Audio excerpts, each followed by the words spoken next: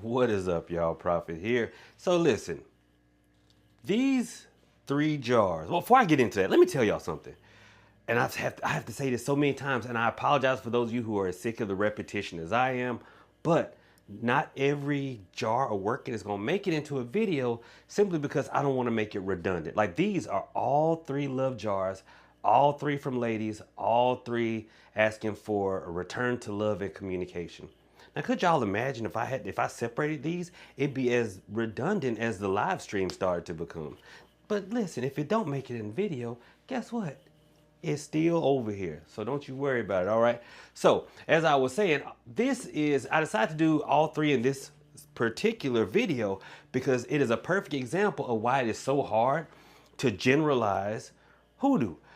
Simply speaking, just because on the outside it looks the same, the internal mechanisms are different. That's why I tell y'all, when y'all see in the comment section somebody said they doing the working, don't come back and say, well, how did it work? Because their situation is so much different from yours. So their results may vary. Your work may work a lot better than theirs did. So anyway, with that being said, this is order number 7268, 7278, and 7292.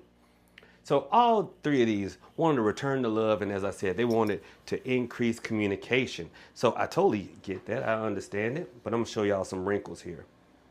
So always we add sugar, never honey. Honey works so slow that by the time that man was back, or by the time he was talking more, well shoot, you be done forgot his name. You be on the baby daddy number 3. Absolutely joking, ladies. Don't cancel me, I'm joking. But I always start with sugar. Sugar sweetens. Now, a sweetening jar takes a situation that has gone sour and it brings it back sweet. That's all it does, okay? It doesn't run off a third part, doesn't do all. It brings a situation or a person that has turned sour and makes them sweet again. All right? So, I also want to add a little bit of my Love Me Only mix to all these. Isn't it pretty? I think so. Now, since these are the ladies that came to me and not the men, well, I add catnip. Catnip, ladies, well, it'll attract that tomcat that's done went astray back into the yard. So we put a healthy pinch of catnip into each jar. A little bit of ash leaves. That's ASH, ash. It's said to attract a loved one closer to you. Now, this could be inside of a relationship. If they are starting to get distant, it can attract them. If someone is in a different country or a different city or town and you want them to move closer to you, or you want them to move in with you, you can use ash leaves for that.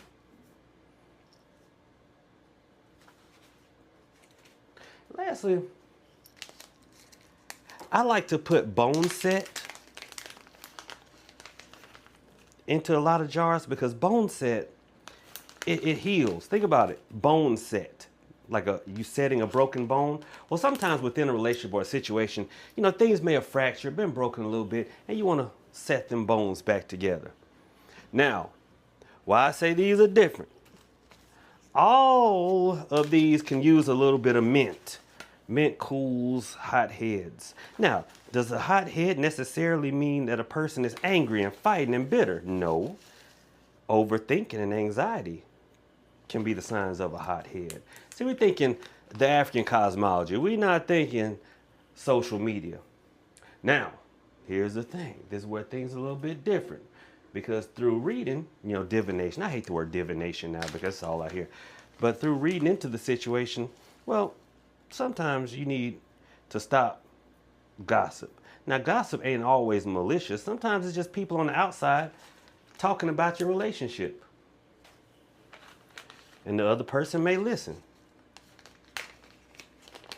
So that. And juniper berries. Well, juniper berries strengthens a lady's special parts. I'll just put it that way. Now, this is where things go a little bit different because of the different nature of the situation. Because this one right here, listen, y'all, she wrote me a paragraph for this jar, describing how, oh, he has this past trauma and it's stopping him from communicating, and it's like he wants to talk but it's pent up and blah. And I'm like, Lord, if y'all don't stop letting social media make y'all feel like y'all have degrees in psychology, or maybe you do, but even if you do have a degree in psychology, guess what? Stop trying to analyze your partner and just focus on loving them.